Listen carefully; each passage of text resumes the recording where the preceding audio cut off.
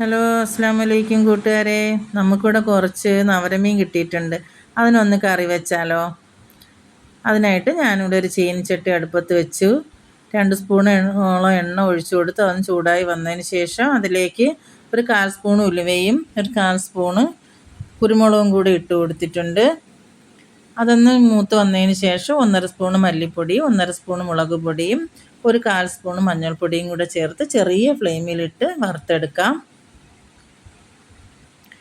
ചെറിയ ഫ്ലെയിമിലിട്ട് വേണം വറുക്കാൻ, അല്ലെങ്കിൽ ഈ പൊടികളൊക്കെ അങ്ങ് കരിഞ്ഞു പോവും. പൊടികളൊക്കെ മൂത്തിട്ടുണ്ട്, അതോടെ ഒന്ന് ചൂടാറട്ടെ. ഞാനിവിടെ ഒരു നെല്ലിക്ക വലുപ്പത്തിൽ പുളി വെള്ളത്തിലിടുവാണ്. നമുക്കിനി ഒരു ചട്ടി അടുപ്പത്ത് വെച്ച് അതിലേക്ക് ഇച്ചിരി എണ്ണ ഒഴിച്ചു കൊടുത്ത് കടുക് പൊട്ടിയതിന് ശേഷം ഇച്ചിരി കറിവേപ്പില ഇട്ട് കൊടുത്ത് ഇനി കീറി വെച്ചിരിക്കുന്ന പച്ചമുളകും കൂടി ഇട്ട് കൊടുക്കാം. ഞാനിവിടെ കുറച്ച് ചെറിയ ഉള്ളിയാണ് കട്ട് ചെയ്തെടുത്തിട്ടുള്ളത്, അതും കൂടി ഇട്ട് കൊടുക്കാം. എന്നിട്ട് അതിനൊന്ന് വഴറ്റി കൊടുക്കാം. വീഡിയോ ഇഷ്ടപ്പെട്ടാൽ ലൈക്ക് ചെയ്യാനും ഷെയർ ചെയ്യാനും സബ്സ്ക്രൈബ് ചെയ്യാനും മറക്കരുതേ. ഇനി ഫേസ്ബുക്കിലും ഇൻസ്റ്റയിലും ഒക്കെ കാണുന്നവരാണെങ്കിൽ ഒന്ന് ഫോളോ ചെയ്യാനും ലൈക്ക് ചെയ്യാനും മറക്കരുതേ. സപ്പോർട്ടൊക്കെ വളരെ കുറവാണ് കേട്ടോ, ലൈക്കൊക്കെ വളരെ കുറവാണ്. ഇനി ഈ തക്കാളിയും കൂടെ ഒന്ന് വഴന്ന് വരട്ടെ. അപ്പോഴത്തേക്കും നമുക്ക് വറുത്ത് വെച്ചിരിക്കുന്ന പൊടികളൊക്കെ ഒന്ന്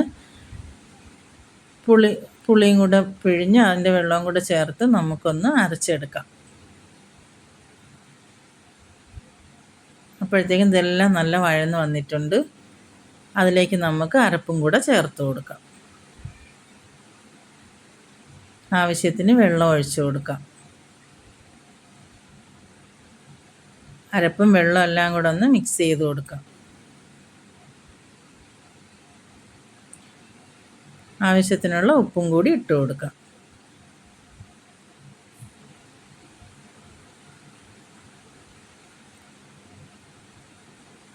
ഇനി നമുക്ക് മൂടി വെച്ച് കൊടുത്ത് അരപ്പിനെ ഒന്ന് തിളപ്പിച്ചെടുക്കാം. അരപ്പൊക്കെ ഇവിടെ തിളച്ചിട്ടുണ്ട്.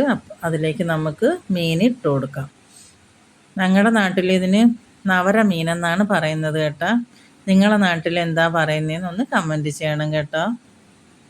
നമുക്കൊരു 10 മിനിറ്റ് 15 മിനിറ്റോളം ഒന്ന് ലോ ഫ്ലെയിമിലിട്ട് കുക്ക് ചെയ്തെടുക്കാം. ഇവിടെ അരപ്പൊക്കെ ഒന്ന് വറ്റി വന്നിട്ടുണ്ട്. മീനൊക്കെ വെന്ത് വന്നിട്ടുണ്ട്. നല്ലൊരു മണമൊക്കെ വരുന്നുണ്ട്. ഇനി നമുക്ക് 2 തണ്ട് കറിവേപ്പിലയും കൂടി ഇട്ട് കൊടുത്ത്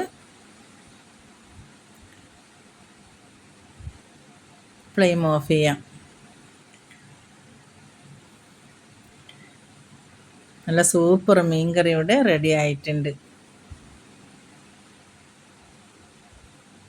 അപ്പോൾ വീഡിയോ വീണ്ടും കാണും വരെ ബൈ ബൈ.